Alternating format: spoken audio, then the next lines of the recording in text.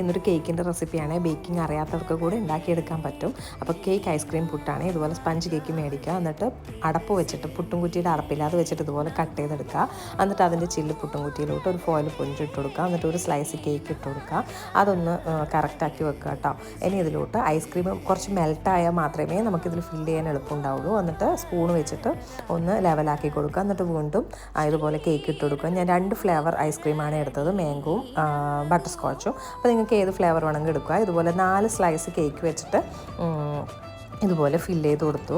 ഇനി ഇത് മിനിമം 5 മണിക്കൂർ ഫ്രീസറിൽ വെച്ചിട്ട് സെറ്റ് ചെയ്തെടുക്കണം. അപ്പോഴേക്കും നമ്മുടെ കേക്ക് ഐസ്ക്രീം പുട്ട് റെഡിയാവും. കണ്ടോ, വളരെ എളുപ്പത്തിൽ ഉണ്ടാക്കാൻ പറ്റുന്നൊരു കേക്കാണ്. അപ്പോൾ ഒന്ന് ഉണ്ടാക്കി നോക്കണേ. ഞാനൊരു ബർത്ത്ഡേക്ക് വേണ്ടിയിട്ട് ഉണ്ടാക്കിയതായിരുന്നു. ഇനി ഇതിൻ്റെ മുകളിൽ ചോക്ലേറ്റ് മെൽറ്റ് ചെയ്തത് അല്ലെങ്കിൽ ന്യൂട്ടല്ല ഒന്ന് സ്പ്രെഡാക്കി കൊടുക്കുക. പിന്നെ കോൺഫ്ലെക്സ് ഇട്ട് കൊടുക്കുക, ഡ്രൈ ഫ്രൂട്ട്സ് ഇട്ട് കൊടുക്കുക. അപ്പോൾ നമ്മുടെ ഈസി ആയിട്ടുള്ള കേക്ക് ഐസ്ക്രീം പുട്ട് റെഡി.